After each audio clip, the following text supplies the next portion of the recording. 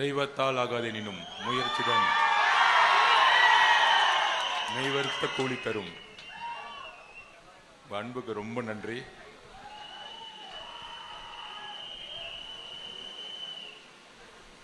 நம்மளுடைய கழக மாவட்ட செயலாளர் திரு அருள்ராஜ் அவர்களே,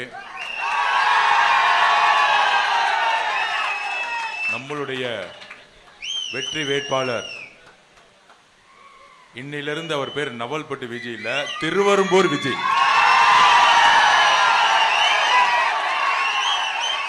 வெற்றி வேட்பாளர், தலைவரின் வேட்பாளர், நம்ம தலைவர் விஜய் அண்ணாவுடைய வேட்பாளர் திரு, இன்னையிலிருந்து நவல்பட்டு மாதிரி திருவம்பூர் விஜய்னு நம்ம கூப்பிட ஆரம்பிச்சிருந்தோம். சோ மக்கள் கிட்ட நம்ம தலைவர் கிட்ட ஒப்படைச்சிருக்கிறாரு. அவருக்கு வாக்குகள் செலுத்தி வெற்றி வேட்பாளராக நம்ம கூடிய சீக்கிரத்தில் அறிவிக்கணும். அதற்கப்புறம் அவருக்கு துணையா இருக்கக்கூடிய திரு மூர்த்தி அவர்களே, திரு கணேஷ் செல்வன் அவர்களே, திரு பார்த்திபன் அவர்களே, திருமதி துளசிமணி அவர்களே, திரு மில்டன், திரு சூரிய பிரகாஷ், திரு சாமிவேல் ராஜ்குமார், திருமதி மது ராம்பிகா, செல்வி எல்டன் குயின், திரு ரமேஷ், திரு ஜெகதீசன், திரு சௌமியா நாராயணன், திரு ஆம்ப்ரோஸ் கிளின்டன், திரு பொன்மூர்த்தி, திரு அருள் பிரசாத், திரு சிவலிங்கம், திரு விஜயபாஸ்கர், திரு பிரபாகர், திரு சுபாஷ் சந்திரபோஸ், திரு ரஞ்சித் என்கிற தங்கதுரை, திரு சந்திரசேகர், திரு நாகேந்திரன், திரு ரவிக்குமார், திரு ராம்குமார், திரு குணசேகரன், திரு பாரதி ராஜா, இன்னும் இன்னும் இன்னும் எவ்வளவோ நம்மளுடைய அம்மாக்கள், அக்காக்கள், சகோதரர்கள், சகோதரிகள் எல்லோருக்கும் என்னுடைய மனமார்ந்த வணக்கம். திருவம்பூர், திருச்சி, அதுலயும் திருவம்பூர்னா எனக்கு பர்சனலா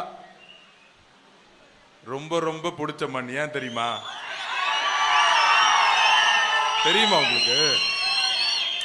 நான் பிறந்ததே இங்கதான்.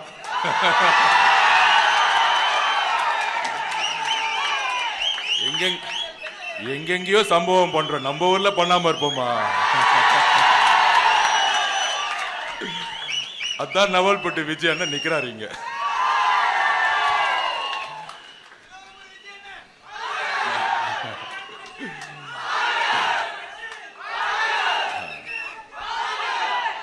So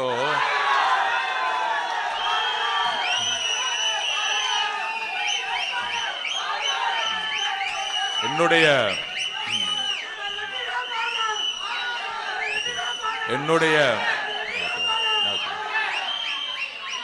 சின்ன வயசுல எல்லாத்துக்கும் தெரியும், என்னுடைய அம்மா இறந்த பிறகு, அம்மா அப்பாவை இழந்த பிறகு, என்னுடைய அம்மாவுடைய அண்ணன் தாய் மாமா அவரு தான் இங்க என்ன கொண்டு வந்தாரு. நம்ம பிஹெச்எல்ல தான் கொண்டு வளர்த்தாரு. என்ன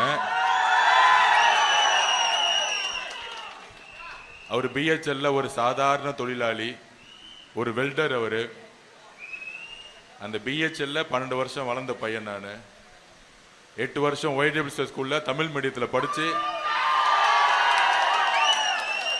4 வருஷம் நம்ம ராமகிருஷ்ணா மிஷனுடைய பிஹெச்எல் ஸ்கூல்ல படிச்சு, தமிழ் வழி கல்வியில படிச்சு, 12 வருஷமே சத்துருவம் மட்டுமே சாப்பிட்டு வளர்ந்த உடம்பு இது. சோ ஒரு வெல்டருடைய குடும்பத்துல பிறந்து, விவசாய குடும்பத்துல பிறந்து, ஒரு வெல்டர் குடும்பத்துல வளர்ந்து, இந்த பிஹெச்எல் ஹாஸ்பிட்டல்ல பிறந்தவன் தான் நான்.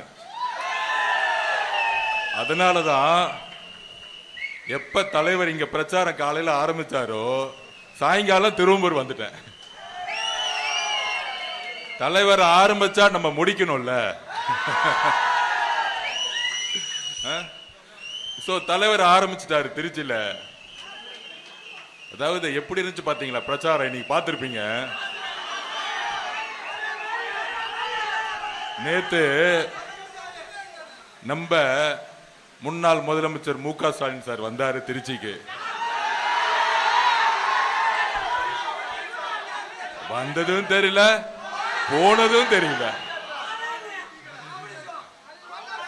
வாமா மின்னல். திடீர்னு பார்த்தா காணோம். அப்படி அந்த வடிவேல் படத்துல ஒரு மாதிரி முதலமைச்சர் பிரச்சாரம்லாம் எப்படி இருக்குன்னா, காலையில பாவம் அந்த வாக்கிங் போவாங்களே அந்த மாதிரி ஒரு ரிட்டையர்மெண்ட் வாழ்க்கையை நேத்துல இருந்து கொடுத்துட்டாங்க.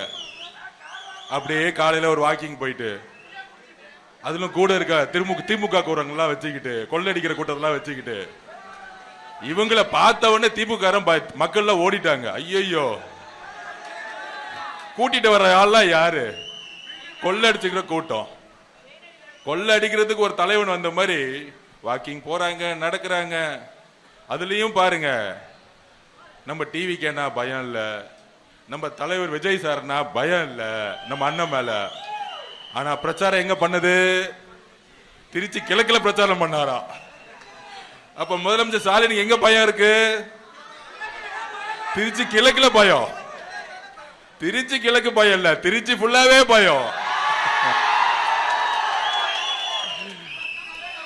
ஏதோ ஒரு அதிமுக தொகுதியில போய் பிரச்சாரம் பண்ணலாம்ல. என்னப்பா அவங்க தான் சொல்றாங்களே, எங்களுக்கும் அதிமுகவுக்கும் தான் சண்டை, திமுகவுக்கும் அதிமுக தான் சண்டை.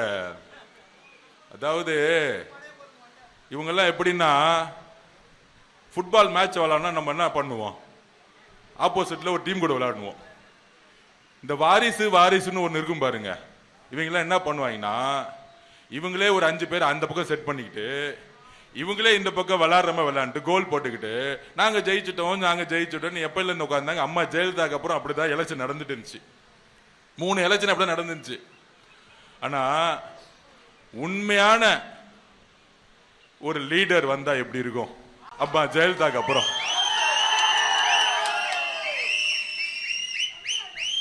உண்மையான ஒரு கேப்டன் வந்தா எப்படி இருக்கும்? அதுதான் இந்த 2026 தேர்தல். அப்ப இது வரைக்கும் கிரவுண்ட்ல யாருமே இல்லாம விளையாண்டு ஜெயிச்சிட்டு இருந்தாங்க. இப்ப என்னைக்கு தலைவர் விஜய் வா ஸ்டாலின் சார்னு ஆச்சோ, அன்னையில இருந்து அவருக்கு தூக்கமே கிடையாது. நம்ம பேரை சொல்ல மாட்டாரு, நம்ம கட்சியை பத்தி சொல்ல மாட்டாரு. ஆனா ஃபர்ஸ்ட் வந்து பிரச்சாரம் பண்ணது எங்கன்னா திருச்சி கிழக்கு. அந்த திருச்சி கிழக்குல வேட்பாளர் 5 வருஷமா காணோம். எங்க போனார்னே தெரியல. என்ன பிரச்சனைனா, சென்னையில பாக்குற, வேற ஊர்ல வர, இந்த வேட்பாளர் என்ன செய்தார் அப்படின்னு மக்கள்கிட்ட போய் கேட்டா, அவர் பேர் என்னன்னே எங்களுக்கு தெரியலங்க அப்படின்னு தான் சொல்லக்கூடிய பல்வேறு சட்டமன்றங்கள் இருக்கு. அதுல முக்கியமானது ஒண்ணு திருச்சி கிழக்கு.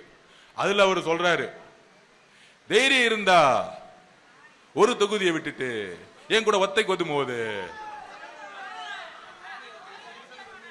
தேவையில்லாம ஆடு தேவையில்லாம கூப்பிட்டு 5 வருஷம் தொகுதிக்கு வரவே இல்லையா?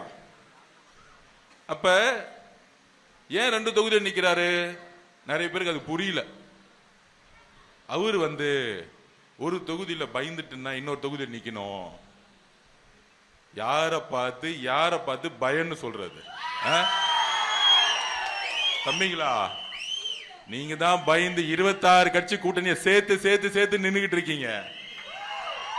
26 கட்சி கூட்டணி வச்சாலும் திருச்சியில நடந்து வந்தா பாக்குறதுக்கு ஆள் இல்ல, ஒருத்தனும் இல்ல. விசிக காரங்களும் இல்ல, காங்கிரஸ் காரங்களும் இல்ல. காங்கிரஸ் காரங்க இன்னும் நாமினேஷன் பண்ணாம சண்டே போட்டுட்டு இருக்காங்க, இன்னும் வேட்பாளர்களும் தேர்ந்தெடுக்கல. இதுதான் காங்கிரஸ் கட்சி. ஏன்னா எல்லா வேட்பாளரும் வித்துட்டாங்க. இன்னைக்கு காங்கிரஸ் கட்சி அப்படி ஆயிருச்சு. அதனாலதான் கரூர் அக்கா, நம்மளுடைய அக்கா ஜோதிமணி அக்கா, நான் எலெக்ஷன் வேலை செய்ய மாட்டேங்க. அப்புறம் நம்ம காங்கிரஸ் மாணி தாக்குறோம், நான் எலெக்ஷன் வேலை செய்ய மாட்டேங்க. இதெல்லாம் எதிர்கட்சி கிடையாது, காங்கிரஸ்குள்ளே இருக்கக்கூடிய எம்பிகள். இந்த காங்கிரஸ் கட்சியை கூட்டணியில் வச்சுக்கிட்டு ஓல்டு ரெக்கார்டு, பழைய பென்ஷன் வாங்குற அரசியல்ல நம்ம ப. சிதம்பரம், அப்புறம் நம்ம செல்வ அண்ணன், அவரு செல்வ பெருந்தொகை அப்படின்னு தெரியும் உங்களுக்கு எல்லாரும். பல தொகைகளை வாங்கிட்டு டிஎம்கே கிட்டையும் காசை வாங்கிட்டு, இப்ப காங்கிரஸ் கட்சி வேட்பாளரே காங்கிரஸ் வாங்கிட்டு காசை வாங்கிட்டு வேட்பாளர் அதுலயும் இவர் 1 கோடினா அவர் 10 கோடி குழப்பம் வந்துருச்சு. இன்னும் நாமினேஷன் முடிகிறதுக்கு 3 நாள் இல்லை, இன்னும் வேட்பாளர்களே காங்கிரஸ் அனௌன்ஸ் பண்ணல. சொந்த காங்கிரஸ் கட்சியிலேயே எந்த எம்பி வேலை பார்க்கறதுக்கு ரெடி கிடையாது. அதனாலதான் மு.க. ஸ்டாலின் பிரச்சாரம் வந்தா யாரு பாக்குறதுக்கு வரதும் கிடையாது. ஆனா நம்ம அண்ணா வந்தாரு பாருங்க காலையில ஏர்போர்ட்ல, எப்படி இருந்துச்சு. நேத்தே தேர்தல் கமிஷன் கிட்ட போயிட்டோம். மேடம் நாங்க அப்பயே சொன்னோம், மேடம் கூட்டமே இல்லாம ஸ்டாலின் சார் வண்டி மேல ஏறி கை காமிச்சு ரோட் ஷோ பண்றாரு. உதயநிதி அவர்களுக்கு கூட்டமும் வரல, ஒருத்தரும் வரல, ஆனா ரோட் ஷோ பண்ணிட்டு இருக்காரு. ஆனா எங்க தலைவர் வந்து இறங்கி ரோடு மேல ஏறக்கூடாதுங்கிறாங்க, கீழே நடக்க கூடாதுங்கிறாங்க. கடைசியில ஒரு ஸ்பாட் வச்சா மொத்த கூட்டமும் அங்க வந்து நிக்குது. அதனாலதான் பிரச்சனையே நடக்குது. உடனே சீஃப் எலெக்ஷன் கமிஷன் மேடம் சொன்னாங்க, அப்படிலாம் இல்லையே, அதெல்லாம் அலோடு, நீங்க பண்ணுங்கன்னு சொல்லிட்டாங்க.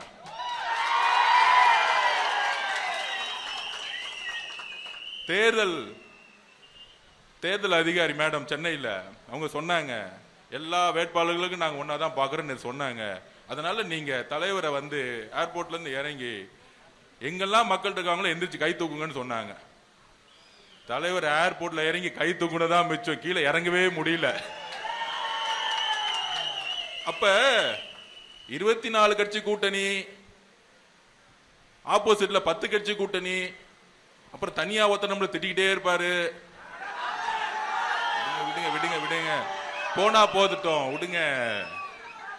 நம்ம பார்ட்டிக்கு ஃபைட் பண்ணிக்கிட்டே இருப்போம். ஆடியன்ஸ் எல்லாம் திடீர்னு கிரவுண்டுக்குள்ள வர முடியாது, கஷ்டம். நீங்க ஆடியன்ஸை பார்த்து கோவப்படாதீங்க. ஒரு விளையாட்டு வீரன் எப்படி இருக்குன்னா, ஒரு கிரவுண்ட் இருக்குன்னா நம்ம கோல் மட்டும்தான் இருக்கணும். லெப்ட்ல இருக்கக்கூடிய ரைட்டருக்கு கத்துறது காது கொடுத்து கேட்கவே கூடாது. அப்ப போட்டி யாருக்கு? டிவிக்கு, டிஎம்கே, அவ்வளவுதான். அப்ப இன்னைக்கு திருச்சி ஃபுல்லா என்ன ஆச்சு? டோட்டலா பிளாக். அப்ப அன்பும் ஆதரவும் நம்பிக்கையும் யார்கிட்ட இருக்கு? அதனாலதான் திருப்பி திருப்பி பதிவு பண்றேன், இந்த தேர்தல் கூட்டணிக்கான தேர்தல் அல்ல, இந்த தேர்தல் எதிர்கட்சி ஜெயிக்கக்கூடிய தேர்தல் அல்ல, ஒரு தலைவரை உருவாக்கக்கூடிய, தலைவரை தேர்ந்தெடுக்கக்கூடிய தேர்தல். இன்னைக்கு திருச்சி வந்தவன புரட்சி தலைவர் எம்ஜிஆர் அவர்கள் மாலை போட்டார் பாருங்க. என்ன மீனிங்? 77க்கு அப்புறம் 2020 இன்னொரு எம்ஜிஆர் வந்துட்டாரு. இந்த தீய சக்தி கூட்டத்தை ஒழிக்கிறதுக்கு ஒருத்தன் தைரியமா வந்துட்டாரு. நீ 26 கட்சி வச்சுக்கோ. நடுவுல சொன்னாங்க அவர் பிஜேபி போயிடுவாரு, என்டிஏ போயிடுவாரு, அவரை மிரட்டிட்டாங்க. மிரட்டின உங்களை, உங்க பட பராசக்தி ரிலீஸ் பண்ணிட்டீங்க. கள்ள கூட்டணி, எல்லா கூட்டணியும் திமுக பிஜேபி வச்சுக்கிட்டு தான் சொந்த புள்ள உதயநிதியோட கம்பெனி ரெட் ஜெயிண்ட், அறிவுநிதி யாரு சார், இன்ப நிதி யாரு, 20 வயசு பையன், அவன் 1000 கோடி ரூபாய்க்கு பட்ஜெட்ல படம் எடுக்கிறானா. நம்மளாம் எடுக்க முடியுமா? அந்த பையன் இன்னும் பிஏவே படிச்சு முடிக்கல, அதுக்குள்ள வந்து 1000 கோடி மொத்த ஊழல் பணம் எங்க இருக்கு? ரெட் ஜெயின்ல இருக்கு. ஆனா இது வரைக்கும் ரைடு இல்ல. நேரு ஊழல் பண்றாரு, வேலு ஊழல் பண்றாரு, செந்தில் பாலாஜி ஊழல் பண்றாரு, சபரீஷ் ஊழல் பண்றாரு, உதயநிதி ஊழல் பண்றாரு. ஆனா இது வரைக்கும் ஒரு ரைடு நடந்துச்சா? அப்ப யாரு உறவு வச்சிருக்கா? பிஜேபியோட திமுக தான் உறவு வச்சிருக்கு. பிரைம் மினிஸ்டர் மோடி பேசுறாரு, அமித்ஷா வந்து இங்க பேசுறாரு, இது ஒரு ஊழல் குடும்பம், ஊழல் மினிஸ்டர் இருக்காங்க, ஊழல் அமைச்சர் இருக்காங்கன்னு. கெஜ்ரிவால் சார் 100 கோடி ரூபாய்க்கு அரெஸ்ட் பண்ணி 4 மினிஸ்டர் தூக்கி உள்ள போட்டாங்க. ஆனா இங்க ஒவ்வொரு டிபார்ட்மெண்ட்டும் ஊழல். அதுல அமைச்சர் நேரு மேல ஊழல், செந்தில் பாலாஜி மேல சொல்லவே வேண்டாம். ஊழல் தவிர 10 ரூபாய் பாலாஜி தவிர ஒண்ணுமே தெரியாது. வீட்டுக்கு இன்னைக்கு வீட்டுக்கு போனாலும் 400 கோடி ரூபாய் கேஷ் வச்சிருப்பாரு, ஆனா அவன் வீட்டுக்கு போக மாட்டாங்க. அப்ப யாரு வந்து மறைமுக கூட்டணி? இஸ்லாமிய சகோதரர்களே, கிறிஸ்துவ சகோதரிகளே, தலித் சகோதரர்களே, நம்மளுடைய வாழ்க்கை முழுசும் கஷ்டப்பட்டு ஏழையா இருக்கக்கூடிய சகோதர சகோதரிகளை ஒண்ணு நினைச்சு பாருங்க. இவங்க பிஜேபி எதிர்க்கிற மாதிரி எதிர்ப்பாங்களாம், ஆனா எந்த ஊழல் அமைச்சருக்கு ரைடு கிடையாதான். முதலமைச்சர் மு.க. ஸ்டாலினுடைய கம்பெனியுடைய பராசக்தி படம் ரிலீஸ் ஆகுமா?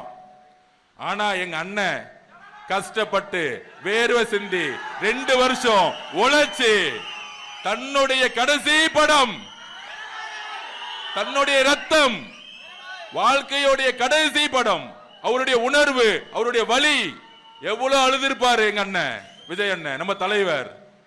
ஒரு படத்தை ரிலீஸ் பண்ண விடாம இன்னைக்கு வரைக்கும் நிக்கிறதுக்கான காரணம் திமுகவும் பிஜேபியும் சேர்ந்த ஒரு சூழ்ச்சி. இது 3 பேரும் சேர்ந்துட்டாங்க, அதிமுகவும் சேர்ந்துட்டாங்க. ஏன்? ஒண்ணு நீ எதிர்கட்சியாரு, இல்ல நான் ஆளுங்கட்சியா இருக்க. நான் வந்தாலும் அதே 40% கமிஷன், நீ வந்தாலும் அதே 40% ஷேர பண்ணிக்குவோம். திமுக ஸ்டாலின் சார் என்ன சொன்னாரு எலெக்ஷனுக்கு முன்னாடி? இபிஎஸ் அவர்கள் ஊழல் குற்றவாளி, வேலுமணி ஊழல் குற்றவாளி, எல்லாரும் ஊழல் குற்றவாளி பேசுறாரா? ஏன் இன்னைக்கு வரைக்கும் யாரையும் அரெஸ்ட் பண்ணல? சொல்லுங்க, கேளுங்க மக்கள், நீங்க கேளுங்க. அதிமுக ஏதாவது பழைய அமைச்சர் அரெஸ்ட் பண்ணாங்களா? இங்க இருக்க புதுக்கோட்டை விஜயபாஸ்கர் மருத்துவ ஊழல் பத்தி அரெஸ்ட் பண்ணாங்களா? இங்க இருக்கிற வேலுமணி சார் கோயம்புத்தூர் அரெஸ்ட் பண்ணாங்களா? ஆனா இன்னெல்லாம் போராட்டம் பண்ண, இன்னெல்லாம் பேசினாரு அன்னைக்கு ஸ்டாலின் சார். இதுதான் ஜெயிச்சு முடிச்ச உடனே மறைமுக கூட்டணி இல்ல, டைரக்ட் கூட்டணி. இபிஎஸும் ஸ்டாலின் சாரும் ஏன் கூட்டணி வச்சாங்க தெரியுமா? இபிஎஸ் நினைச்சாரு திமுக பார்த்து நீங்க அவங்க அடிக்கிறமே அடிங்க, பயந்து எங்க கிட்ட ஓடி வந்துருவாங்க, நாங்க கூட்டணி வச்சுக்குவோம். என்ன வச்சுட்டு என்ன இபிஎஸ் முதலமைச்சர் சொல்லிட்டு விஜய் சார் பயத்துல ஓடி வந்து கரூருக்கு அப்புறம் நாங்க அதிமுகவோட கூட்டணி வச்சுக்கிட்டு நான் முதலமைச்சர் ஆயிடுறேன். அதுக்கப்புறம் 2 வருஷம் கழிச்சு விஜய் சாரை ஒழிச்சிடலாம்னு நினைச்சாங்க. இந்த அரசியல் எங்களுக்கு தெரியாதா? யாருக்கிட்ட 30 வருஷமா வீட்டுக்குள்ள போய் ஒரு சினிமா துறையில நம்பர் 1 வேணும்னா மக்களுடைய நம்பிக்கையும் உணர்வும் இல்லாம ஆயிருக்கவே முடியாது யாராலையும். இந்த அரசியல் அவருக்கு தெரியாதா? அதுக்குதான் சொன்னாரு, அது என்ன அன்ப்ரூவ்ட் பார்ட்டி ப்ரூவ் பண்ற 26ல நாங்க யாருன்னு. நீ என்ன 26 கட்சி கூட்டணி வச்சிருக்க, நீ என்ன 10 கட்சி கூட்டணி வச்சிருக்க? 2 தலைவரும் போங்க 300 ரூபாய் கொடுத்து கூட்டத்தை கூட்டிட்டு வராங்க. இவங்க பெரிய கூட்டணியா? உங்களுக்கு பெரிய கூட்டணின்னா வரும்போது 50,000 பேர் நிக்கணும் முக ஸ்டாலினை பாக்குறதுக்கு. முக ஸ்டாலின் சார பாக்குறது 50,000 பேர் வந்து நின்று இருக்கணும். ஏர்போர்ட்லயும் வெளியோ ரோட்லயும் நடக்க முடியாது, பயப்படணும். ஐயோ ரோட்ல நடந்தா மக்கள் நம்மளை தூக்கிட்டு போயிடுவாங்க, இடிச்சிருவாங்க, நான் வந்து மேலே நின்னுக்கிறேன். அப்படியா நடக்கிறாங்க? இன்னும் சரியா காத்து கூட போக மாட்டேங்குது அவர் நடந்து போனா. யாருமே கிடையாது. ஏன்னா மக்கள் வெறுத்து போயிட்டாங்க. 21ல நம்பிக்கை அவர் ஜெயிப்பு ஏதாச்சும் மாற்றம் பண்ணுவார் நினைச்சோம். கலைஞர் ஐயா ஊழல் பண்ணாரு, சரி விவராஜ் வந்தா ஊழல் பண்ணாம நேர்மையா குடும்ப ஆட்சி எல்லாம் பண்ணணும்னு நினைச்சாரு, பண்ணல. இப்ப தன்னுடைய மருமகனும் மகனும் ஊழல் பண்றதுக்காக மட்டுமே கட்சி வச்சுக்கிட்டாரு. இப்ப ஒரே குறிக்கோள் தன்னுடைய பையனை முதலமைச்சர் ஆக்கணும், அவ்வளவுதான். அப்ப அவங்களுடைய ஒரே டார்கெட் யாரு?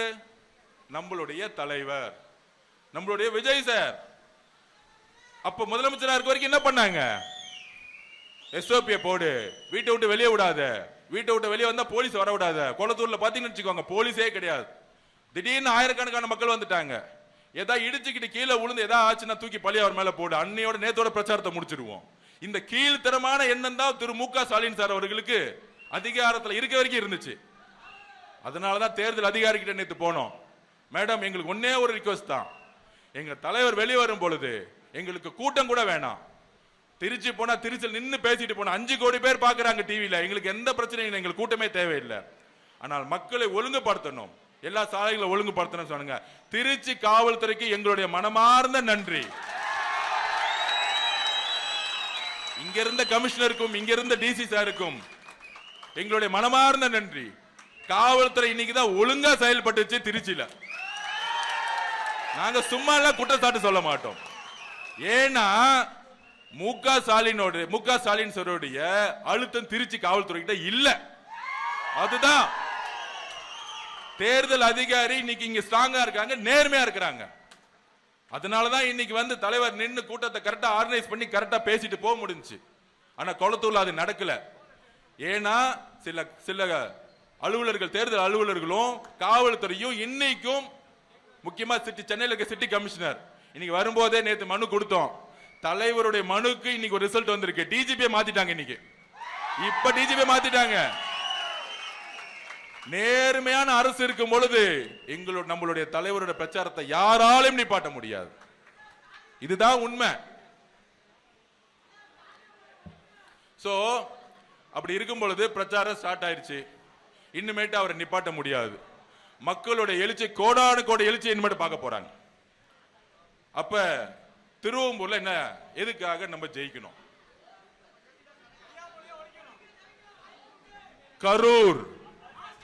கரூர்ல 41 பேர் உயிரிழப்பு. செந்தில் பாலாஜி எக்ஸிகியூஷன் செயல்படுத்தல். முக்கிய மூளை யார் தெரியுமா? மு.க. ஸ்டாலின் சார். அதுக்கப்புறம் மகேஷ் பொய்யாமொழி. ஏன் தெரியுமா பண்ணாரு? உதயநிதி ஸ்டாலின் அவர்களுக்கு எந்த எதிரி இருக்க கூடாது, எந்த போட்டியாளர் இருக்க கூடாது. இபிஎஸ் அவர்கள் போட்டியாளரா? எங்க இருக்கிறான்னு கூட தெரியல பிரச்சாரம் பண்ணும் பொழுது. அப்ப ஸ்டாலின் சாரோட குறிக்கோள் என்ன? உதயநிதி சார முதலமைச்சர் ஆக்கணும். அடுத்தது அப்ப விஜய் சார பிரச்சாரத்துக்கே பண்ண விடக்கூடாது, அவர் கட்சியை முடக்கணும். அப்ப கரூர்ல உள்ள வந்த ஏதாவது பண்ணிரு. மகேஷ் பொய்யாமொழி ஐடியா மணி, அந்த ஐடியா மணி, அது மூளையே இல்லாதவெல்லாம் ஐடியா கொடுத்துட்டு இருக்கான். அப்ப கரெக்டா பிளான் பண்ணி நம்ம மக்களை ஏதோ ஒண்ணு போய் நம்ம மக்களை எவ்வளவு பெரிய இழப்பை நம்ம பார்த்தோம். பார்த்து முடிச்ச பிறகு ஃபர்ஸ்ட் செந்தில் பாலாஜி 5 நிமிஷத்துல உள்ள போயிட்டார். எப்படி இந்த சினிமா படத்துல சொன்ன மாதிரி ஒரு போலீஸ் வருமே, அது மாதிரி ஃபர்ஸ்ட் போயிட்டார். செகண்ட் வந்தவர் யாரு? இது வரைக்கும் தமிழ்நாட்டில் எவ்வளவோ மரணங்கள் நடந்திருக்கு, எவ்வளவோ இறப்புகள் நடந்திருக்கு. எனக்கு தெரிஞ்சு மகேஷ் பொய்யாமொழி போய் பார்த்த ஆறுதல் சொன்ன நிகழ்ச்சினா பார்த்ததே கிடையாது. ஃபர்ஸ்ட் போனாரு. ஃபர்ஸ்ட் போயிட்டு நம்ம மேல ஒரு பெரிய குற்றச்சாட்டு டிவி ஃபுல்லா சொல்ல ஆரம்பிச்சுட்டாங்க. ஃபால்ஸ் ப்ரொபகண்டா பிரச்சாரம் பண்ண ஆரம்பிச்சுட்டாங்க தலைவர் மேல. ஆனா காலையில 11 மணிக்கெல்லாம் மக்கள் அப்படியே திமுக பக்கம் திரும்பிட்டாங்க எதிர்ப்பா. ஏன் தெரியுமா? அந்த ஒரே ஒரு மகேஷ் பொய்யாமொழியுடைய நடிப்பு. அதாவது நம்மளை பார்த்து எப்பயுமே திமுக விமர்சனம் பண்ணுவான். இது ஒரு நடிகர் கூட்டம், நடிகர் கட்சி, கரெக்டா? மகேஷ் பொய்யாமொழி யாரு? மொழிப்போர் தியாகிய, மொழிப்போர் தியாகிய. மகேஷ் பொய்யாமொழியில மகேஷ் பொய்மொழி, பொய்மொழியில கூப்பிடுங்க. அந்த மகேஷ் பொய்மொழி இருக்காரு, ஒரு 7 வருஷத்துக்கு முன்னாடி என்ன பண்ணிட்டு இருந்தாரு? அகில உலக உதயநிதி ரசிகர் மன்ற தலைவர். அவருடைய போஸ்டிங் என்ன தெரியுமா? உண்மையை சொல்லுவா, எனக்கு தானே தெரியும் எல்லா உண்மையும். எம்ஜிஆருக்கு அப்புறம் திமுக பத்தி தெரிஞ்ச ஒரே ஆள் நான் தான், அதுதான் சொல்றேன். எம்ஜிஆருக்கு கலைஞர் திமுக தெரியும், ஆதவர்ஜனாவுக்கு ஸ்டாலின் திமுக பத்தி தெரியும். 2015 40 தோத்து ட்ரெஷரர் ரிசைன் பண்ண காலத்துல இருந்து கூட இருந்தவன். மக்கள் ஏமாந்த மாதிரி நானும் ஏமாந்துவேன். இவர் ஏதாவது நல்லது செய்வாரு, என்ன பார்க்கும் போதெல்லாம் சொல்லுவாரு, அதவ் ஒரு காமராஜர் ஆட்சியை கொடுக்கணும் தான் நான் வந்திருக்கேன், நீங்களா சேர்ந்து வேலை பண்ணுங்கன்னு என்ன பார்க்கும் போதெல்லாம் சொல்லுவார். இதை நம்பி நானும் வேலை பார்த்து ஜெயிச்ச பிறகு டக்குன்னு டிபார்ட்மெண்ட் பிரிச்சு ஊழல் பண்ணும் போதுதான் இங்க இருந்தா நம்மள தேவையில்லாம வேற மாதிரி ஊழல்வாதி சொல்லிடுவாங்க, வெளியே வந்துட்டு அண்ணன் திருமாவளவன் கூட போயிட்டேன். இதுதான் உண்மை. அப்ப மகேஷ் பொய்யாமொழியோடைய வேலை என்ன தெரியுமா? 7 வருஷத்துக்கு முன்னாடி அகில உலக உதயநிதி ரசிகர் மன்ற தலைவர். நடிக்க தெரியாத ஒரு நடிகருக்கு உலக ரசிகர் மன்ற தலைவர். ஏன் நடிக்க வச்சாங்க? ஒரு 10 படத்தை நடிக்க வச்சு பிரபலமாக்கி உடனே இளைஞரணி தலைவர், உடனே எம்எல்ஏ, உடனே அமைச்சர், உடனே துணை முதலமைச்சர், உடனே முதலமைச்சர். தில் இருந்தா எங்க அண்ணன் மாதிரி கட்சியை தனியா ஸ்டார்ட் பண்ணி சினிமாவை விட்டுட்டு அண்ணா தொடங்கிய பிராண்ட் இல்லாம, அண்ணா தொடங்கிய கட்சி இல்லாம, கலைஞர் பேரை சொல்லாம, உங்க அப்பா பேரை சொல்லாம, மாண்புமிகு உதயநிதி அவர்களை தில்ல இருந்த ஒரு கட்சியை நின்று அதே சேப்பாக்கள் தொகுதி நின்று ஜெயிச்சு காமிச்சு பார்ப்போம். ஜெயிச்சு காமிச்சிரு. நீங்க தான் சொல்றீங்களே எங்க தலைவர் விஜய் இல்ல ஒரு ஆளு இல்ல நடிகர்னு. தில்லு இருந்தா மு.க. ஸ்டாலின் அவர்களே, நீங்க எங்க தலைவர் ஏத்து நில்லுங்க, நில்லுங்க, நில்லுங்க. கொளத்துருட்டு வெளியே வாங்க, பக்கத்துல பெரம்பூர் நில்லுங்க. இன்னும் 2 நாள் இருக்கு நாமினேஷன், 2 நாள் தானே இருக்கு, வாங்க நில்லுங்க. எதுக்கு பாவம் இங்க இருக்க ஒரு ஆடை பலிகடாக்குறீங்க? அந்த எம்எல்ஏ பேர் என்னப்பா? புரியல என்ன பாவம் அவங்களுக்கு ஒரு ஆடு வேணும் இல்ல வெட்டுறதுக்கு. பாவம் அண்ணன் எனக்கு தெரிஞ்சவர் தான் அவரு. கேட்டா வந்து கிறிஸ்துவ தோழர்களுக்கு நாங்கள் வந்து கொடுக்கிறோம், ஒன்னும் கொடுக்க மாட்டாங்க, ஏமாத்துவாங்க. பேசும்போதே சொன்னாரு, பேசும்போது என்ன பேர் சொன்னார் அண்ணா இன்னைக்கு பேரு வேட்பாளர் படிக்கும் போது? ஜோசப் விஜய் ஆகிய நான் சேலஞ்ச் விட்டாரு. நான் ஒரு சிறுபான்மை சமூகத்தில் வந்தாலும் என்னுடைய பெயரை தெளிவா சொல்லுன்னு சொன்னாரு. ஆக்சுவலா அப்படி எங்க அண்ணன் எங்க தலைவர் விஜய் சார் தான் உங்களுக்கு ஆளே இல்ல. முக ஸ்டாலின் சார் வந்து நில்லுங்க, திருச்சி கிழக்குல வாங்க. ஏன் குளத்தூர்ல நிக்கிறீங்க? பக்கத்துல பெரம்பூர்ல வந்து நில்லுங்க. ஏன் சேப்பாக்கத்துல உங்க கலைஞர் வந்து செட் பண்ண ஒரு தொகுதியை வச்சிருக்கீங்க? உங்க மகனை தைரியம் இருந்தா தில் இருந்தா பக்கத்துல பெரம்பூர்ல நிக்க வைக்க வேண்டியதானே? அது போட்டி பேரே தெரியாத அளவுல நிக்க வச்சுக்கிட்டு எங்களுக்கு பயம் இல்ல. இந்த வடிவேல் சொல்லுவானே, பில்டிங் ஸ்ட்ராங் பேஸ்மெண்ட் வீக். அதுதான் முக ஸ்டாலினோட நிலைமை. இப்படி நின்று பேசலாம்னு வச்சுக்கோங்க, கை மட்டும் இப்படி அசையும், கால் கிடு ஆடிட்டு இருக்கும். சோ இன்னைக்கு திமுக நிலைமை அதுதான், பில்டிங் ஸ்ட்ராங் சொல்லிட்டு கால் ஆடிட்டு இருக்கு, பேஸ்மெண்ட் வீக். 26 கட்சியை சேர்க்கிறாங்க. அதுல இன்னொரு தகவல் சொல்றேன், நம்ம திருமானா இருக்கார் பாருங்க, பிசிகே சட்டசபையில தேர்தல்ல 15 வருஷம் கழிச்சு வராரு. நான் அது அப்பயே சொன்னேன், சட்டசபை தேர்தல்ல போட்டி போட்டு வாங்கினேன் அப்படின்னு. இப்ப வராரு. அதுல என்னத்துமா சொன்னாரு? இதுல இருந்தே அவர் ரிசல்ட் அனௌன்ஸ் பண்ணிட்டாரு. 2026க்கு அப்புறம் கள நிலவரம் மாறப்போகுது. அதனால பிசிகேல யார் யாரெல்லாம் திமுக ஆதரவு எம்எல்ஏ இருந்தாலும் அவனுக்கு சீட்டு கொடுக்கல. இதுதான் நான் அன்னைக்கே சொன்னேன், அண்ணன் கட்சியில பாதி பேர் திமுக இருக்காங்க, தயவு செஞ்சு சீட்டு கொடுக்காதீங்க, கட்சியை உடைச்சிட்டு போயிடுவாங்க. கரெக்டா முடிவு பண்ணாரு இன்னைக்கு. இதுல இப்போ லேட்டஸ்ட் நியூஸ் என்னன்னா, நம்ம சபரிஷும் யாரு முக ஸ்டாலினுடைய மருமகனும் உதயநிதி சாரும் முக ஸ்டாலின் சாரும், தலித் சகோதரர்களே இந்த உண்மையை புரிஞ்சுக்கோங்க, அண்ணன் திருமானனை கூப்பிட்டு காட்டுமன்னார் கோயில்ல மாநில அரசியலுக்கு வரக்கூடாதுன்னு பேசியிருக்காங்க. என்ன அநியாயம் பாத்தீங்களா? விசிகே கட்சியை டிசைட் பண்ணதுக்கு முக ஸ்டாலின் சார் யாரு? இந்த அநியாயத்தை நம்ம கேட்கணுமா இல்லையா? நம்ம வெளியில தான் இருக்கிறோம். ஏன் தெரியுமா?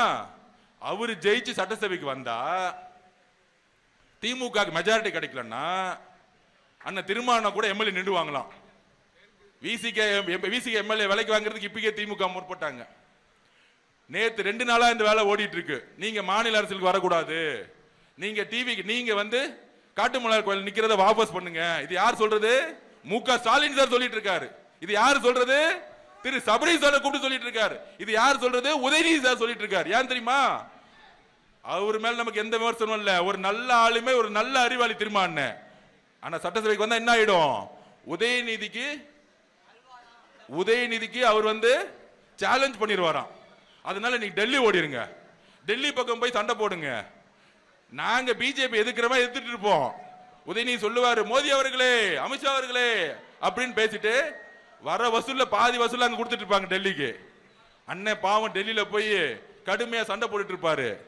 ஆனா ஒண்ணும் செய்ய முடியாது. ஆனா மாநில அரசு திரும்பிட்டா என்ன ஆகும்? உரிச்சிருவாரு. சட்டசபைக்குள்ள நம்ம அண்ணன் விஜய் என்ன சட்டசபைக்குள்ள போனா எப்படி இருக்கும்? எப்படி இருக்கும்? எல்லாம் பேச முடியுமா? சட்டசபைக்குள்ள போகும்போது முதலமைச்சரா கால் எடுத்து வைக்கும் போது முக ஸ்டாலின் தோத்துட்டு வெளியே உட்கார்ந்துட்டு இருப்பாரு. அப்ப ரொம்ப தெளிவா இருக்கு அஜெண்டா. நீங்க குழப்பமே வேணாம். அகில இந்திய உதயநிதி ரசிகர் மன்ற தலைவரா இருந்த மகேஷ் பொய்யாமொழிக்கு எந்த வரலாறும் கிடையாது. எப்ப பார்த்தாலும் திமுக சொல்லிட்டு இருப்பாங்க, எங்க அப்பா யார் தெரியுமா, எங்க தாத்தா யார் தெரியுமா. இதெல்லாம் இந்த என்ன சொல்றது, தாத்தா பேர்ல வளர்ந்தவங்களுக்கு இது பெரிய ப்ராப்ளம். நான் இந்த ஸ்போர்ட்ஸ்ல பார்த்திருக்கேன். நான் பிரசிடென்ட் ஆன பிறகு டீம் எப்படி எடுப்பா, யாருக்கு திறமை இருக்கோ அங்க ஜாதி கிடையாது, மதம் கிடையாது, எந்த ரெக்கமெண்டேஷன் கிடையாது. அதனால தமிழ்நாடு நம்பர் 1 தான் ஸ்போர்ட்ஸ்ல நான் பண்ணது. ஆனா பாலிடிக்ஸ்ல எப்படி இருக்கு, நம்மள போகணும்னு நினைச்சுக்கோங்க, ஆதவர்ஜனா யாரு, அவர் எப்படி தெரியுமா? அவர் பின்னாடி 10 வருஷம் முன்னாடி இருந்தாரு, 15 வருஷம் முன்னாடி இருந்தாரு. உதயநிதி அம்பானியோட பையனை,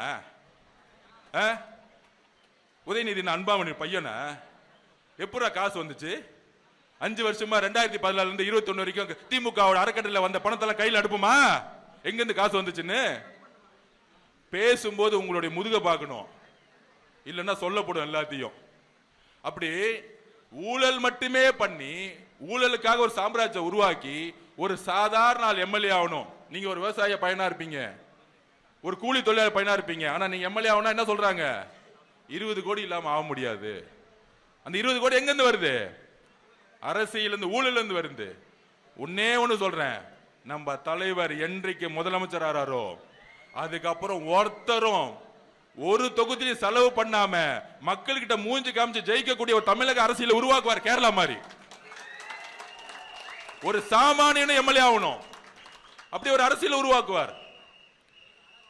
அப்ப 26 கட்சி கூட்டணி, 10 கட்சி கூட்டணி எல்லாம் நிக்காது.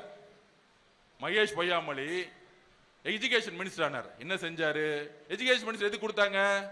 அகில இந்திய உதயநிதி ரசிகர் மன்றத்துடைய தலைவராக இருந்ததுனால எஜுகேஷன் மினிஸ்டர். என்ன ஒரு குவாலிபிகேஷன் பா, இல்ல எவ்வளவு பெரிய குவாலிபிகேஷன். இந்த குவாலிபிகேஷன் வச்சுக்கிட்டு நம்மள பார்த்து நடிகர் கட்சிங்கிறாங்க. அப்ப இங்க யாரு ஜெயிக்க வைக்கணும் அப்படின்னா, எதுக்கு நவல்பட்டு விஜய் சார் வந்தாரு? எதுக்கு வந்தாரு? எதுக்கு வந்தாருன்னா, நம்ம சொல்லுவாங்கல்ல ஒரு பழமொழி, அவன் ஏரியால போய் அவன் பொருளே போட்டாட்டி, அவ்வளவுதான். 2016 தெரு தெருவா நின்னு ஒரு கள நிர்வாகிய நின்னு ஜெயிக்க வச்சவர் திமுகவை. 2021 மகேஷ் பொய்யாமொழிக்கு தொகுதி இருக்க மக்களையும் தெரியாது, இந்த ரோடும் தெரியாது, இந்த தொகுதி பத்தியும் தெரியாது. மகேஷ் பொய்யாமொழிய ரோடு அறிமுகப்படுத்தி ஜெயிக்க வச்ச ஒரே ஆள் முதுகு யாருன்னா இவர் தான், நவல்பட்டு விஜய். ஆனா இவருக்கு திமுக ஏன் தெரியுமா சீட் இல்ல? அவங்க அப்பா அமைச்சர் கிடையாது, அவங்க தாத்தா அமைச்சர் கிடையாது. திமுக சேர்ந்தா நீங்க ஒரு 40 வருஷத்துக்கு முன்னாடி போனோம், உங்க தாத்தாவோ உங்க அப்பாவோ அமைச்சரா இருக்கணும், அவனுக்கு மட்டும்தான் வாழ்க்கை. அப்படி ஒரு எளிமையான மனிதரை தேர்ந்தெடுத்து தலைவர் போங்க, ஜெயிச்சுட்டு வாங்க. ஏன் ஜெயிக்கணும்? ஏன் ஜெயிக்கணும்? தனிப்பட்ட கணக்கு வழக்கு இருக்கு கரூருக்கு அப்புறம். இந்த கரூருடைய சூழ்ச்சி இருக்கு. நம்மளுடைய மக்களை இழந்தமே 41 குடும்பத்தை, அதனுடைய சூத்திரதாரி மகேஷ் பொய்யாமொழி. அப்ப அன்னைக்கு நைட்டு நடிச்சு உச்ச நீதிமன்றத்தில் மாட்டி இன்னைக்கு திமுக குற்றவாளி கூண்டுல கரூர்லே நிக்குது. அதை செயல்படுத்தியவர் யாரு? செந்தில் பாலாஜி. திமுக ஜெயிக்கவே ஜெயிக்காதுங்கிற அதுக்கு நான் ஒரு சிம்பிள் எக்ஸாம்பிள் இப்பயே சொல்லிடுறேன், ஒரு எடுத்துக்காட்டு. மீடியா நண்பர்கள் நல்லா பாருங்க. அப்புறம் இந்த திமுக ஒரு 200 பேர் காசு வாங்கிட்டு மீடியால உட்காந்துக்கிட்டு வாய்க்கிலே பேசுவாங்களே, அவங்களும் கொஞ்சம் நேரம் மூஞ்ச பாத்துக்கோங்க. நான் பதில் சொல்றேன். திமுக பெரிய கட்டமைப்பு இல்ல, கரெக்ட் தானே? பெரிய கட்டமைப்பு. நாங்க 75 வருஷ கட்டமைப்பு. அதுல இன்னைக்கு முக ஸ்டாலின் சார் யார பயங்கரமா கொண்டாடுறாரு? நீங்களே சொல்லுங்க. ஒரு பெரிய தேர்தல் அறிவாளி, ஒரு பெரிய தைரியசாலி அப்படின்னு யாரோ சொல்றாங்க. இப்ப லேட்டஸ்டா வந்த செந்தில் பாலாஜி, எனக்கு அவரை பத்தி தெரியும். இடி ரைடு வந்தவருக்கே என்ன ஆச்சுன்னு நான் சொல்ல முடியாது. நாங்க எங்க தலைவர் சிபிஐ ரைடு வரும்போது எல்லா என்கொயரி அட்டன் பண்ணிட்டு வெளியே வரும்போது எந்திரிச்சு நின்று கை காமிச்சிட்டு வந்தவர் எங்க தலைவர். நீ இடி ரைடு வந்ததுக்கு பேண்ட்ல என்ன நடந்துச்சுன்னு தெரியும், அது சொல்ல வேணாம், விட்டுருங்க. இன்னமேட்டு செந்தில் பாலாஜிக்கு ரைடு வந்துச்சுன்னா டைப்பர் அமுச்சு விடுங்க. இவங்க எல்லாம் தைரியமானாலும் நம்மளை பார்த்து சொல்றாங்க. அப்ப பெரிய ஆளுங்கட்சி 24 கட்சி கூட்டணி, ஒரு தொகுதி 20 கோடி ரூபாய் வச்சிருக்கோம், 2500 கோடி 3000 கோடி செலவு பண்ண போறாங்க. இந்த மாயெல்லாம் உருவாக்குறாங்கல்ல. செந்தில் பாலாஜிக்கு எல்லா தேர்தல் தெரியும்ல, ஏன் கரூரை விட்டுட்டு கோயம்புத்தூர் ஓடினார் சொல்லுங்க? சொந்த மண்ணை விட்டுட்டு யாரா ஓடுவாங்களா? ஏன்? பை எலெக்ஷன்ல ஒரு ஓட்டுக்கு 5000 கொடுத்து ஜெயிக்கலாம், உள்ளாட்சி தேர்தலில் ஒரு 2,000 கொடுத்து ஜெயிக்கலாம். ஆனா 234 தொகுதிக்கு தேர்தல் வரும் தெரியுமா? நேர்மையா ஒரு எலெக்ஷன் நடக்கும் தெரியுமா? அப்ப நேர்மையான ஒரு தேர்தல் அதிகாரி வருவாங்க தெரியுமா? இந்த மாதிரி டிஜிபி எஸ்பி எல்லாம் மாத்துவாங்க தெரியுமா? அப்படி தேர்தல் நடத்தும் போது நீ 2000 கொடுத்தாலும் கரூர்ல 41 பேர் கொன்னதுக்கான காரணம் கரூர் மக்கள், தமிழ்நாடு மக்களே நம்புது செந்தில் பாலாஜி தான் கொலை குற்றவாளின்னு. அவர் எடுத்த சர்வேலே தெரியுது இங்க நின்னா வாஷ் அவுட் ஆகும், டெபாசிட் ஆகாதுன்னு. திமுகவுடைய மிகப்பெரிய ஒரு முதுகு செந்தில் பாலாஜின்னு பேசுறாரு கரூர் மீட்டிங்ல. முக ஸ்டாலின் சார் தைரியம் இருந்தா கரூர்ல நிக்கிறதுக்கு துப்பு இல்ல. நீங்க 234 தொகுதியில் 200 தொகுதி ஜெயிப்பீங்களா? ஒரு திமுகவுடைய முன்னணியில் இருக்கக்கூடிய ஒரு அமைச்சரா இருந்தவரே வந்து கரூர்ல நிக்க தெரியல. கரூரை விட்டுட்டு கோயம்புத்தூர்ல வர்றாரு. கோயம்புத்தூர் மக்கள் அதுக்கு மேல விவரமானவங்க, ஓட ஓட விரட்டுவாங்க. தேர்தல் இன்னைக்கு எழுதி வச்சுக்கோங்க. கேட்டா சொல்றாங்க அவருக்கு சாதி பலம் இருக்குன்னு. கொங்குல இருக்கக்கூடிய எந்த சாதி மக்களும் இந்த 41 கொலையை என்னைக்கு அக்செப்ட் பண்ண மாட்டாங்க. கொங்கு சகோதரர்கள் அமைதியை விரும்புவாங்க. தமிழ்நாட்டில் இருக்கக்கூடிய ஒவ்வொரு சகோதரர்களும், ஒவ்வொரு ரீஜனில் இருக்க சகோதரர்களும் அமைதியும் நம்பிக்கையும் வளர்ச்சியை மட்டுமே எதிர்பார்க்கிறாங்க, ஊழல் இல்லாம. அப்ப நம்ம தலைவர் எதுக்காக வந்திருக்காரு? நம்ம தலைவர் யாரு? நம்ம தலைவரை மக்கள் பார்க்க வராங்க. அதுவும் பெண்கள் குழந்தைங்களோட ஓடி வராங்கன்னா தலைவர் விஜய் அவர்கள் மேய்ச்சி வச்ச நம்பிக்கையும் அன்பும். தலைவர் விஜய்னா என்ன தெரியுங்களா? நம்பிக்கை. தலைவர் விஜய் என்றால் நம்பிக்கை. தலைவர் விஜய் என்றால் நம்பிக்கை. இந்த நம்பிக்கையை எம்ஜிஆர் உருவாக்கினார், அம்மா ஜெயலலிதா உருவாக்குனாங்க. ஆனால் அதற்கு அப்புறம் இந்த தீய சக்தியை எதிர்த்து யாராலும் உருவாக்க முடியல. அந்த நம்பிக்கை எப்படி உருவாகும்? நீ எவ்வளவு பிரஷர் வேணா பண்ணு, டெல்லி பிரஷர் பண்ணட்டும், பிஜேபி பிரஷர் பண்ணட்டும், நான் சொன்ன மாதிரி என் மக்களுக்காக என் உயிரே போனாலும் நிக்கிறேன்னு சொன்ன தலைவர் மேலதான் மக்கள் நம்பிக்கை வைப்பாங்க. நான் சொன்ன மாதிரி என்னுடைய சொத்துக்கள் எல்லாத்தையும் தூக்கி போட்டு நான் இன்னைக்கு நீ யோசிச்சு பாருங்க, பெரிய பெரிய நடிகர்களா இருக்காங்க, அவங்க பேரை சொல்ல விரும்பல. இன்னைக்கு ரெட் ஜெயின்ல போய் நம்ம தலைவர் விஜய் சார் அரசியல்ல வேணாம் அக்ரிமெண்ட் போடுங்கன்னு சொன்னா, சன் டிவில போய் அக்ரிமெண்ட் போடுங்கன்னு சொன்னா எத்தனாயிரம் கோடி சம்பளம் கிடைக்கும்? எத்தனாயிரம் கோடி சம்பளம் கொடுப்பாங்க? 300 கோடி 400 கோடி. ஏன்னா திமுக பணத்தை தூக்கி போட்டு பணத்தை வச்சுக்கோ, அரசியல் பக்கம் வராது. ஏன்னா 50,000 கோடி ரூபாய் அடிக்கிறான். இந்த மாதிரி ஆளுங்க காசை கூட செட்டிங் பண்ணிடுவாங்க. ஆனா தன்னுடைய உணர்வு பூர்வமான படத்தை நிப்பாட்டினாலும் சரி, நீ என்ன மிரட்டினாலும் சரி, என் மேல வந்து கொலை குற்றச்சாட்டு சொன்னாலும் சரி, சிபிஐ என்கொயரி போய் நான் போய் கை கட்டி என்ன வந்து அசிங்கப்படுத்தலாம் நினைச்சினாலும் சரி, நான் உறுதியாக நிற்கிறேன். தமிழக மக்களுக்கு மாற்றத்தை கொடுக்க வந்திருக்கிறேன் சொன்னவர் நம்முடைய தலைவர். அந்த துணிவு நம்ம கிட்ட இருக்கு.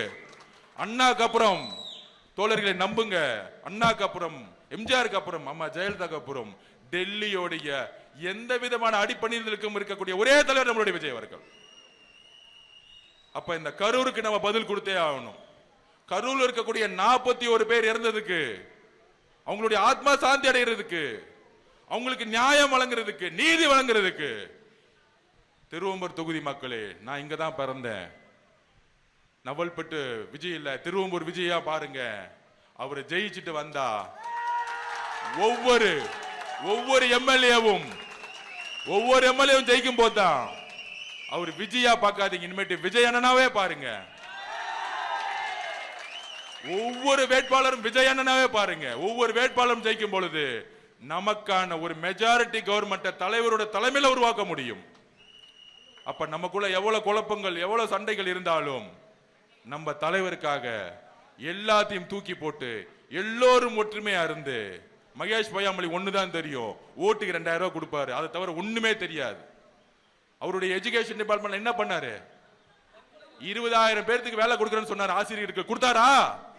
2,500 பேருக்கு கூட கொடுக்கல. ஆசிரியர்களே இல்லாம இன்னைக்கு ஸ்கூல் எஜுகேஷன் போயிட்டு இருக்கு.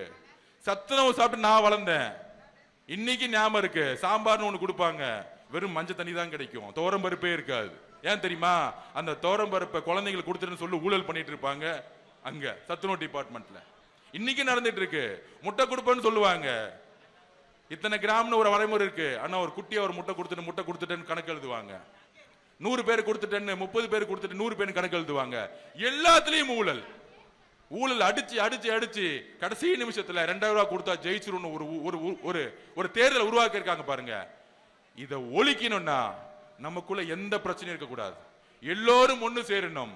கட்சியில புதுசா வந்தவங்க, 20 வருஷமா இருந்தவங்க, 10 வருஷமா வந்தவங்க அப்படிலாம் கிடையாது. தலைவர் யாரை வேட்பாளர் அனௌன்ஸ் பண்ணாரோ இனிமேட்டு அவங்க பேரு விஜய் இல்ல விஜய். அதுதான் நம்ம புரிஞ்சுக்கணும். ஒவ்வொரு சட்டமன்ற உறுப்பினரும் தேர்ந்தெடுக்கும் பொழுது அவங்களுடைய கணக்குகள் கண்காணிக்கப்படும். ஒவ்வொரு 3 மாசமும் மக்கள் பார்வைக்கு சட்டமன்ற உறுப்பினர்களுடைய சொத்துக்கள் ஓபன் ஆகணும் தலைவர் எங்ககிட்ட சொன்னாரு. அவரோட சொத்து மட்டும் டிக்ளேர் இல்ல, ஒவ்வொரு சட்டமன்ற உறுப்பினர் ஒவ்வொரு அமைச்சர்களுடைய கணக்கு வழக்குகள் ஒவ்வொரு 3 மாசத்துக்கும் பொது பார்வையில் வைக்கப்படும். ஊழலை ஒழிக்கிறதுக்காக மட்டுமே தலைவர் வந்து நேர்மையான ஆட்சி கொடுக்க வந்திருக்காரு. அதுக்காக தான் இவ்வளவு அழுத்தம். 75 வருஷ கட்சி நம்மளை பார்த்து ஏன் பயப்படுது? இவர் வந்துட்டா மாசம் வருஷம் 20,000 கோடி 30,000 கோடி அடிக்கக்கூடிய ஊழல் அடிக்க முடியாது. அவருடைய மகன் முதலமைச்சராக முடியாது. சோ இப்படி ஒரு கட்டமைப்பு அவங்க உருவாக்குவாங்க. நீங்கள்லாம் இன்னையிலிருந்து பிரச்சாரத்துக்கு போகும்பொழுது பொதுமக்களுடைய ஆதரவை நான் இன்னைக்கு சொல்றேன். இன்னைக்கு நாங்க எடுத்த சர்வேல நம்ம 4% திமுக லீடிங்ல இருக்கிறோம். இந்த தொகுதியில ஒட்டுமொத்த பெண்களும், ஒட்டுமொத்த தலித் சகோதரர்களும், ஒட்டுமொத்த இஸ்லாமிய கிறிஸ்தவ சகோதரர்களும் மாறிட்டாங்க. இங்க ஜாதி மதம்லாம் கிடையாதுங்க. எங்க தலைவருக்கு, நம்ம தலைவரோட முகத்துக்கு எல்லா ஜாதியும் ஓட்டு போடுவாங்க. தயவு செஞ்சு ஜாதி கால்குலேஷன் ஒழிச்சிருக்கேன். இனிமேட்டு வட மாவட்டத்தில் வன்னியர்களை ஓட்டு போடுறாங்க, தலித் சகோதரர்களை ஓட்டு போடுறாங்க. மதுரையில் அம்பேத்கர் ஜெயந்தி வரும் பொழுது எல்லா ஜாதிகளும் நம்ம டிவிகே சார்பா போய் மாலை போட்டாங்க. இங்க ஜாதியே இல்லாத ஒரு கட்சி நம்ம கட்சி. அப்படி இருக்கும் பொழுது ஜாதியை மறந்துருங்க, மதத்தை மறந்துருங்க, ஏழை பணக்காரன் மறந்துருங்க. நான் 10 வருஷம் இருந்தேன், 20 வருஷம் இருந்தேன், இவர் புதுசு, இதெல்லாம் மறந்துருங்க. நம்ம தலைவர் விஜய் அவர்கள் முதலமைச்சர் ஆகணும், உறுதியா ஆகணும். மக்கள் முடிவு பண்ணிட்டாங்க. நம்ம மனசு சோர்ந்துடக்கூடாது. டிவியே பார்க்காதீங்க. இன்னும் 20 நாளைக்கு டிவியே பார்க்காதீங்க, யூடியூப் பார்க்காதீங்க, பேப்பர் பார்க்காதீங்க. ஏன்னா 1000 கோடி 500 கோடி டிவிக்கும் நியூஸ் பேப்பருக்கும் யூடியூப் சேனலுக்கும் செலவு பண்ணி பார்க்கக்கூடிய 200 பேர் 300 பேர் நம்ம தலைவருக்கு எதிராக பேசுறதும் நம்ம கட்சிக்கு எதிராக பேசுறது மட்டுமே பிரச்சாரமா வச்சிருப்பாங்க. அதனால அவங்க ஜெயிப்பான்னு நினைக்கிறீங்களா? கிடையாது. 2011 உங்களுக்கு ஞாபகம் வந்திருக்கும். அம்மா ஜெயலலிதா அம்மா ஊட்டியில தூங்கிட்டாங்க, அவங்க வரமாட்டாங்க, அரசியல் விட்டு ஓட்டாங்க, உடம்பு சரியில்லை, நடக்க முடியல, எல்லா பிரச்சாரம் கலைஞர் பண்ணாரு. கூட இருந்தது யாரு? காங்கிரஸ், விசிகே, பிஎம்கே, எல்லா கட்சியும் கூட்டணி சேர்த்துக்கிட்டாங்க. எதிர்கட்சியா கூட ஆகல. இதுதான் உண்மை. எழுதி வச்சுக்கோங்க. திமுக எதிர்கட்சி ஆச்சா? ஆவாது. 2வது தாட்டி திமுக ஜெயிச்ச வரலாறே கிடையாது. எழுதிக்குவாங்க. இதான் சொல்ற வரலாறு. தான் மக்கள் தேர்ந்தெடுத்த வரலாறே கிடையாது. அவங்க அப்பா கலைஞராலே ஜெயிக்க முடியாது, ஸ்டாலினால ஜெயிக்க முடியும் நினைக்கிறீங்களா? அவர் ஒரு ஆளுமன் கூட சொல்லலாம். அவராலே ஜெயிக்க முடியல, மக்கள் தூக்கி எறிஞ்சிருவாங்க. கிரவுண்ட் அப்படி இல்ல. கீழம் களம் வேற மாதிரி இருக்கு. ஆனா அந்த மீடியாவுக்கு புரியாது. டெல்லி மீடியா, இங்கிலீஷ் மீடியா, டெல்லியில இருந்து வரவங்க, டெல்லியில இருந்து பிஜேபியில் வரவங்க ஏதோ உளறிட்டு இருப்பாங்க. நம்மளோட வேலை எப்படி இருக்கணும்? நம்மளோட பிரச்சாரம் எப்படி இருக்கணும்? எல்லா பகுதியிலும் எல்லா ஒன்றியத்திலும் எப்படி பிரச்சாரம் பண்ண நான் சொல்லிக்கிறேன். ஒன்றிய செயலாளர்கள், கழக நிர்வாகிகள், கிளை கழகம் எல்லாத்துக்கும் நான் சொல்லிடுறேன். நம்மளுடைய கட்சியோட கட்டமைப்பு என்ன தெரியுங்களா? இந்த கட்சியை உருவாக்கியது பெண்கள். எழுதி வச்சுக்கோங்க. இந்த கட்சியை உருவாக்கியது யார்? பெண்கள். நம்ம கட்சியோட அடித்தளம் யார்? பெண்கள். வீடு வீடா போகும்பொழுது நம்மளுடைய சகோதரிகள், நம்மளுடைய அக்காக்கள், தங்கைகளை ஒரு 50 பேர் 100 பேர் கிளை கழகத்துல முன்னாடி அவங்க தான் போகணும். ஆண்கள் நம்ம பின்னாடி தான் நிக்கணும். பெண்கள் தான் ஓட்டு கேட்க போகணும். அவங்களுக்கான ஸ்பேஸை கொடுங்க. அவங்க தான் போகணும். திமுக கார மாதிரி வேட்டி கட்டிக்கிட்டு கதவை போய் உடைக்கிறன்னு போய் மிரட்டுவான் பாருங்க ஓட்டு கேட்கறதுக்கு. அப்படிலாம் போவாதீங்க. நம்மளுடைய அன்பு பெண்கள் கிட்ட இருக்கு. நம்ம புள்ள விஜய் வரணும். விஜய் பாவம், அவர் என்னமா பண்ணார், இப்படி போட்டு அடிக்கிறாங்க. நேத்து கூட வில்லிவாக்கத்துல பிரச்சாரம் பண்ணிட்டு இருந்தேன். பாட்டில விட்டு அடிச்சு ஒரு அம்மாவை வந்து முட்டியை உடைச்சு போய் ஹாஸ்பிட்டல்ல சேர்த்தோம். அப்ப எவ்வளவு அழுத்தங்கள் நம்ம கொடுக்குறாங்க. அப்ப அந்த அழுத்தங்கள்ல இருந்து எல்லா பெண்களும் பார்த்துக்கிட்டு இருக்காங்க. இவங்க எவ்வளவு ரவுடிசம் பண்றாங்க, எவ்வளவு பிரச்சனை வருது. 2 வயசு குழந்தை ரேப் ஆகுது. 12ஆம் கிளாஸ் பொண்ணு கழிப்பறைக்கு போனா முடியல. இதே மகேஷ் பொய்யாமொழி இதே ஊர்ல உங்களுக்கு தெரியும். கழிப்பறை போன ஸ்டூடெண்ட்ஸ் வந்து கீழே விழுந்து செத்து போனாங்க. அப்ப அப்ப பில்டிங்லாம் மாத்தணும், புதுசா நாங்க வந்து ஸ்கூல் எல்லா புது ஸ்கூலையும் நாங்க வந்து மாத்துவோம். என்ன மாத்துனாங்க 5 வருஷம்? கல்வித்துறையில ஊழல் தவிர எதுவுமே செய்யல. 7,000 கோடி ரூபாய்க்கு ஸ்மார்ட் சிட்டி ஸ்கூல்ஸ் கட்டணும்னு சொன்னாங்க. இது வரைக்கும் எந்த ஸ்கூலாச்சும் ஸ்மார்ட் சிட்டி ஸ்கூலா இருக்கா? இதே திருவம்பூர்ல ஸ்கூலுக்கு போங்க, இன்னைக்கும் மரத்தடியில உட்கார்ந்து தான் குழந்தைங்க படிச்சுக்கிட்டு இருக்காங்க. ஹெட்மாஸ்டர் ஸ்கூல்ஸ் இல்லாம எத்தனை இருக்காங்க? 35,000-40,000 ஸ்கூல்ல மொத்தமே 20,000 கிளாஸ் டீச்சர்ஸ் தான் இருக்காங்க. ஏன்னா எல்லாம் பிரைவேட்டுக்கு மாறிட்டு இருக்கு.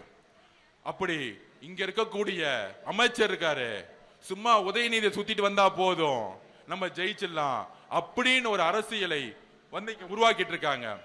அந்த அரசியல் எங்க இருந்து வருது? எங்க தாத்தா யாரு, எங்க அப்பா யாரு? எப்பயுமே களம் ஓபன் ஆயிருச்சுன்னா எங்க தாத்தா யாரு அப்பா யாருன்னு தெரியாது. விளையாடுறது நம்ம அதிகமா விளையாடுறதா இருக்கட்டும், ஸ்ட்ராங்கா விளையாடணும், நம்ம ஜெயிச்சுட்டு போயிட்டே இருக்கலாம். நீங்க ஸ்போர்ட்ஸ்குள்ள வரும்போது, கிரவுண்டுக்குள்ள வரும்போது ஒரு ஸ்போர்ட்ஸ்மேன் சைக்காலஜி என்ன தெரியுங்களா? பார்த்திருக்கீங்களா? ஒரு கிரவுண்டுக்குள்ள போகும்போது நம்ம ஆப்போசிட்ல இருக்க வாலிபால் விளையாடுறோம், ஃபுட்பால் விளையாடுறோம், கிரிக்கெட் விளையாடுறோம். நம்ம யாராச்சும் பார்ப்போமா? ஆப்போசிட்ல அவங்க அப்பா யாரு, அவங்க தாத்தா யாரு? இல்ல, என்ன திறமை இருக்கு அவனுக்கு, நம்ம அடிக்கப்போமா அடிக்க முடியுமா? அப்படி திறமை இல்லாத கூட்டம் தான் திமுக. வெறும் காசு எடுத்துட்டு மட்டும்தான் வருவான், பேசக்கூட தெரியாது. அதனால அகில உலக உதயநிதி ரசிகர் மன்ற தலைவராக இருந்த திரு மகேஷ் பொய்யாமொழி அவர்களை திருப்பியும் அதே சங்கத்துக்கு வீட்டுக்கு அனுப்பிச்சு விடுங்க. திருவம்பூர் விட்டு முதல் துரத்துங்க. அவருக்கு இந்த தொகுதிக்கு சம்பந்தமே கிடையாது. திருப்பியும் சொல்றேன். ஏன் தெரியுமா? திருச்சி விட்டு வெளியே வந்தாரு. ஏன் வந்தார் தெரியுமா? திருச்சி டவுன்ல நின்னா நேரனே தோக்கடிச்சிருவாரு. இது அவங்க கட்சி பாலிடிக்ஸ். அதனால ஓரமா வந்துட்டாரு. இப்ப போதும், நம்ம திருவம்பூர் விஜய் என்ன போதும், நம்ம தலைவருடைய முகம் போதும், பேச்சு போதும், மொத்தமா காலி பண்ணிடலாம். அதனால 1977 ரிசல்ட் திருப்பி ரிப்பீட் ஆகுது. எம்ஜிஆருக்கு அப்புறம் ஒரு மிகப்பெரிய மாற்றம். எப்படி அரவிந்த் கெஜ்ரிவால் ஒரு புதிய மாற்றத்தை டெல்லியில கொண்டு வந்து உருவாக்குனாரோ, நண்பர்களே நம்ம நம்புங்கள், நம்ம இன்னைக்கு திமுகவோட அதிகமான ஓட் பேங்க்ல இருக்கோம். திமுகவோட மிகப்பெரிய தனியாளா இருந்தாலும் நம்ம திமுக அதிகமா இருக்கிறோம். நம்மளுடைய களப்பணி, பெண்களை முன்னாடி விடுங்க, அவங்கள பிரச்சாரம் பண்ண விடுங்க, ஒவ்வொரு வீடும் திறந்து அவங்க வசிப்பாங்க. நான் என்னுடைய தொகுதியில் போகும்போது வீட்டில் இருக்க எல்லா பெண்களும் ஓடி வந்து கண்டிப்பா விஜயனுக்கு தான் ஓட்டு, உங்களுக்கு தான் ஓட்டுன்னு சொன்னாங்க. மக்கள் மாற்றத்தை விரும்புறாங்க. 82% மக்கள் மாற்றம் வேணும்னு நினைக்கிறாங்க. அதனால நம்ம உறுதியா இருந்தா போதும், மிகப்பெரிய வெற்றியை நம்மளால் உருவாக்க முடியும். அதை நம்புவோம். மிகப்பெரிய வெற்றி. வரலாறு என்னத்துமா சொல்லும்?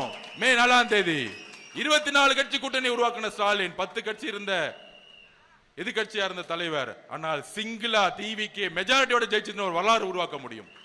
அதனால இந்த வெற்றியை உறுதிப்படுத்த நம்மளுடைய களத்துல ஒவ்வொரு நாளும் நமக்குள்ள பல்வேறு குழப்பங்களும் இல்ல பல்வேறு பிரச்சனைகளும் இருந்தாலும் மனசுக்குள்ள தூக்கி போட்டு நம்மளுடைய தலைவர் அவர்கள் விஜய் அவர்கள் ஜெயிக்கணும் ஜெயிக்கணும் ஜெயிக்கணும். அவர் ஜெயிச்சாதான் அடுத்த தமிழ்நாடு மாற்ற முடியும். திருப்பியும் திமுக வந்தா தமிழ்நாடு யாராலுமே காப்பாற்ற முடியாது. இந்த குடும்பம் மொத்தமா எல்லா ஊர்ல இருக்க தொழில் எடுத்துரும். சினிமா துறையை மட்டும் இல்ல, எல்லா இங்க இருக்கிற மணல், காவில இருக்க மணல் மொத்தமா டெண்டர் போட்டு எடுத்துட்டாங்க. இது மாதிரி எல்லா ஒவ்வொரு துறையில இருக்கும் எல்லாத்தையும் வந்து கைப்பற்றிடுவாங்க, ரோட கைப்பற்றிடுவாங்க, எல்லாத்தையும் ஊழல் மேல ஊழல் பண்ணிடுவாங்க.